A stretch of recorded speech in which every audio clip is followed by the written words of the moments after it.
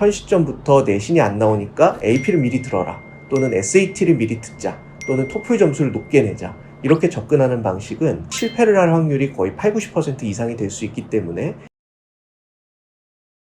안녕하세요, 이준용 원장입니다. 오늘은 어김없이 돌아온 수능 시즌을 앞두고 내신이나 수능 같은 모의고사 등급들이 만족스럽지 않은 학생들이 어떤 형태로 준비를 해서 단계적으로 본인이 원하는 좋은 미국 대학에 진학을 할 수 있는지에 대해서 이야기해보는 시간 가지면 어떨까 해요. 실제 미국 같은 경우에는요, 미국의 대학들이 워낙 많다 보니까 양극화가 굉장히 심한 경우가 많습니다. 그렇다 보니 이제 미국에서 최상위권 100위권 안에 들어가는 대학이 아니면 어떤 대학 같은 경우는 우리나라의 지방대보다도 교육 수준이 떨어지는 경우도 생각보다 많이 있는 편이고요. 그러다 보니까 지금부터 준비를 했을 때 진짜 어떤 준비들을 해야 되는지가 더더욱 막막해지는 게 사실인 것 같습니다. 최근에 이제 이런 대학들이 워낙 미국에는 많다 보니까 두 가지 포인트에서 우선은 의사결정을 하는데 기준점을 세우는 것들이 좀 중요하다고 생각을 하는데요. 첫 번째는 미국에서 대학을 진학을 할 때 무조건 이제 상위 100위권 안쪽의 대학을 진학하는 것들이 좀 필요한 상황인 거고, 그리고 두 번째는 그런 대학들에서도 특히 특정 전공으로 모든 좀 관심사가 쏠려 있는 것들이 사실이라는 점입니다. 그러다 보니까 이제 유학원이나 여타 이제 연계되어 있는 대학들로 입학을 하는 것들이 보장되는 대학들은 대부분 100위권 바깥의 대학교들이기 때문에 생각보다 입학이 용이하다고 오해를 하는 경우도 있고요. 또는 이제 수능 점수로 입학할 수 있는 대학 같은 경우도 100위권 바깥에 있는 좀 대학들인 경우가 대부분이기 때문에 그런 대학들에 그냥 가서 영어 공부를 좀 잘할 수 있고, 또는 이제 공부를 해서 졸업하면 그래도 우리나라의 웬만한 인서울 대학만큼은 되지 않을까 하는 막연한 기대가 있는 게 사실인 것 같긴 한데요. 현실을 따져보면 이제 이미 미국에 있는 대학들이 어떤 곳들이고 그곳의 대학생들이 실제 어느 정도 퍼포먼스를 낸지 우리나라 대기업들조차도 많은 데이터베이스가 쌓여 있기 때문에 그런 부분들은 우리가 한 번쯤은 생각해보고 무조건 좀 상위권 대학들로 갈 수 있는 전략들을 세우는 것들은 중요한 부분이라고 생각을 합니다. 그래서 오늘 한번 살펴보도록 할까요? 우선 이제 미국에서 고등학생 신분으로서 원서를 지원을 할 때 미국 정시를 준비한다는 것은 상당히 제한되는 부분들이 많은데요. 일단은 홀리스틱 리뷰라 그래서 100위권 이내 대학일수록 단순히 내신 성적과 SAT, 토플 성적만을 보는 게 아니라 이 학생의 다양한 부분들을 좀 평가를 하는 부분이 있거든요. 그래서 이제 9학년, 즉 중학교 3학년 나이부터 고등학교 2학년 나이 때까지 이렇게 다양한 활동들을 한 이력들, 그리고 그 활동을 했던 동기가 무엇인지, 그리고 그 동기를 통해서 어떤 전공을 희망하고 그 전공을 이수한 후에는 어떤 기대 효과가 있는지에 대해서 면밀하게 검토를 해서 엔드 조건으로 이 1, 2, 3, 4의 요건들이 잘 어우러지는 학생인 경우에 한해서 보통 상위권 대학에서 학생을 선발하는 것 같습니다. 근데 이제 우리 학생들이 내신이 일단 낮은 것도 문제지만 대부분 내신이 조금이라도 1등급에서 4등급 사이의 학생들일지라도 학종을 준비하는 학생을 제외하고는 거의 활동 이력이나 봉사활동을 쌓는 건 전무한 편이고, 특히 학종을 준비한 학생일지라도 실제 다양한 부분들에서 많은 제약들을 대학들이나 교육부에서 걸어놨기 때문에 충분한 스펙 같은 것들이 쌓이지가 못하는 경우가 있습니다. 따라서 지금 고등학생 신분일 때 내신이 2등급 안쪽으로 들어가는 상황이 고등학교 1, 2학년 때 아니라고 한다면 그 이외의 케이스 같은 경우는 실제 미국의 프레시맨 어드미션, 즉 정시를 준비하는 것들은 좀 무리가 있다라고 판단을 하는 게 좋고요. 그래서 SAT나 토플 같은 것들을 맹목적으로 고등학교를 재학간에 준비하면서 입시를 준비하기보다는 다른 좀 방향들을 조금 고민해 보는 것들이 훨씬 더 시간 낭비와 시행착오를 줄일 수 있는 현명한 방법이라고 말씀을 드릴 수 있겠습니다. 그래서 미국 대학을 준비를 하는 데 있어서 9학년부터 11학년까지의 이력들을 충분히 만들고 그 다음에 원서를 쓰고 12학년 때 결과가 나오는 이런 수순들을 밟는 게 제한되는 경우에는 단계적인 접근들을 통해서 우리가 진학을 고려해보는 것들을 전략적으로 선택하는 게 필요하다고 보여지는데요. 우선은 미국 같은 경우 고등학생의 경우에도 대학교 수업들을 당겨서 충분히 들을 수가 있거든요.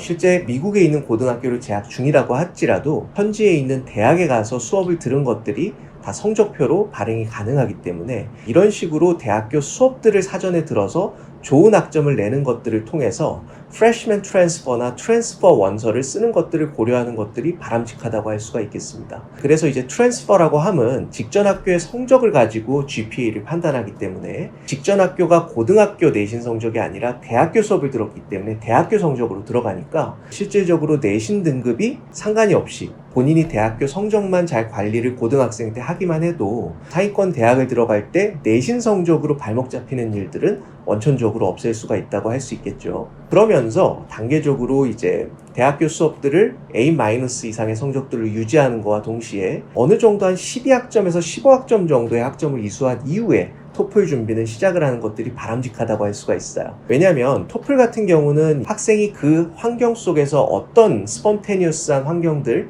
상황 부여가 된 것들을 잘 해결을 해내느냐를 보는 시험이거든요. 그래서 가장 쉬운 수준으로 봤을 때는 대학교의 공지사항을 보고 철수와 영희가 대화하는 내용을 들은 다음에 이 내용들을 요약해서 말하거나 글을 써봐라, 이런 것들이 될 수도 있고요. 조금 더 난이도가 가장 높은 수준에서는 대학교 수업에 필요한 리딩을 한 1분 정도 읽은 다음에 대학교 교수님이 실제 하는 수업들을 한 3분에서 5분 정도 청취를 한 다음에 해당 수업 내용들을 요약해서 글로 쓰거나 또는 말로 설명해 보아라 하는 것들이 토플의 기본적인 패턴이기 때문에 대학교 수업들을 한 학기 이상 정도 들은 경험을 가지고 토플 점수를 어느 정도 취득을 시작하는 것들이 훨씬 바람직하다라고 생각을 합니다. 만약에 그렇지 않은 상태에서 우리가 외국어 영역을 좀 잘한다고 한다든지 또는 토플 점수 같은 것들을 미리 취득하는 게 유리하다는 식으로 학원을 그냥 다니는 학생들이 많은데 실제로 그런 준비들을 했을 경우에 100점까지 도달하는 것들이 원천적으로 불가능한 경우도 상대적으로 많기 때문에 우리가 그런 부분들은 선후관계, 즉 대학교 수업들을 좀 미리 청취를 해서 충분한 점수를 내는 워밍업을 한 다음에 그 다음에 토플 시험을 보는 것들을 통해서 좀 상당한 점수들을 낼 수 있는 전략을 세우는 게 바람직하다고 볼 수가 있고요. 일단은 그런 식으로 충분한 준비가 됐다는 전제 하에 보통은 저희 기관 같은 경우에는 저희가 연계되어 있는 중상위권 이상의 대학들의 2학년으로 진학을 하는 것들을 지도하는 편이긴 한데요. 네, 그래서 펄듀가 됐든 유니버시티 오브 일리노이가 됐든 또는 뉴욕 주립대 같은 곳에 우선적으로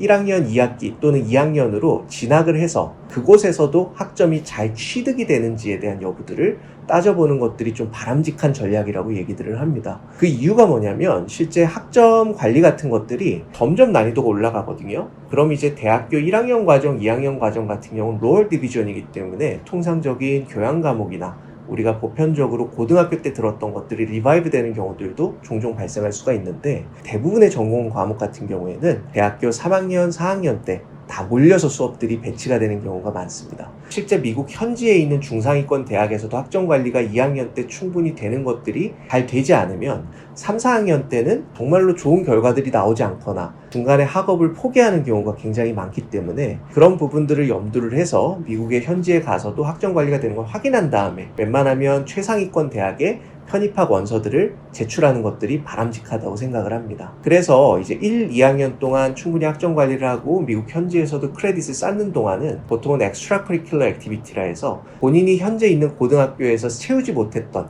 인턴, 봉사활동 또는 다양한 대회 참가 이력 같은 것들을 동시다발적으로 준비를 하는 것들을 통해서 충분히 이력 관리가 된 상황까지를 만든다면 보통은 대학교 1학년 끝나는 시점 또는 2학년 끝나는 시점에 최상위권 편입학 원서를 썼을 때 보통은 최대한 합격률 자체가 60에서 90% 이상까지 올라갈 수 있는 그런 결과들을 낼 수가 있거든요. 그래서 이제 이런 식으로 준비를 하는 것들이 왜 필요하냐라고 얘기를 한다면 크게 세 가지 측면에서 아주 중요한 포인트들이 있습니다. 첫 번째는 이제 미국의 대학만을 졸업한다 해서 취업을 할 수 있는 시대는 지났거든요. 그러다 보니까 일단은 기본적인 그럼에도 불구하고 요건은 있잖아요. 좋은 대학을 4년제를 졸업하는 것도 중요하지만요. 좋은 4년제 대학에서 평점을 3.5 이상으로 유지하는 즉 A-, B+, 아래로 성적을 내지 않는 걸 4년 동안 유지하는 이런 이력들을 관리하는 게 굉장히 중요하거든요. 그런 것들이 안 된 상태에서 낮은 학점에서 아무리 좋은 대학을 나왔다 할지라도 생각보다 좋은 기업에 취직하는 게 불가능할 수가 있습니다. 그런 부분들은 반드시 우리가 챙겨야 되는 부분이고요. 그리고 두 번째는 미국의 대학 교육은 제가 이전부터 항상 말씀드렸지만 단순히 수업을 듣는 것으로는 해결이 되지가 않을 겁니다. 따라서 본인이 실질적인 경험들을 같이 쌓는 것과